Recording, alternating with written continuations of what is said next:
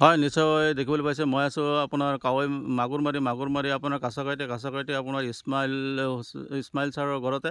আৰু তেখেতৰ ঘৰতে আপোনালোকে দেখিবলৈ পাব, ঘৰৰ পিছফালে আপোনাৰ বিভিন্ন ধৰণৰ খেতি-বাতি কৰিবলৈ দেখা পাইছে। আপোনাক আমি দেখুৱাই আছোঁ এই কাৰফুল খেতি, আৰু তেখেতে আপোনাৰ এই ডেঙা লগাইছে, আৰু আপোনাৰ লাও, আৰু আপোনাৰ বেঙেনা খেতি, বিভিন্ন ধৰণৰ শাক-পাচলি খেতি, ভাত কেৰেলা কৰিছে, আৰু তেখেতে নিজেই সকলো চব্জি কৰি তেখেতে নিজে খায় আৰু বেচে। গতিকে এই সামগ্ৰিক দৃশ্যটো আপোনালোকক দেখুৱাই আছোঁ। আপোনালোকে চাই আছে, নিশ্চয় চাওক যে কেনেকুৱা ধুনীয়া এটা পৰিৱেশ। ঘৰৰ পিছফালে থকা পতিত মাটিবিলাকক নানান ধৰণৰ চব্জি আপোনাৰ উৎপাদন কৰে। এইটো এটা ভাত কেৰেলাৰ গছ, আৰু ইয়াৰ পৰা তেখেতে খায়ো আছে আৰু বিক্ৰীও কৰি আছে। আৰু বিভিন্ন ধৰণৰ খেতি-বাতি আমি আপোনালোকক দেখুৱাইছোঁ। বিভিন্ন ধৰণৰ শাক চব্জি, আপোনাৰ লাও কোমোৰা চব নিজে নিজে কৰি খায়।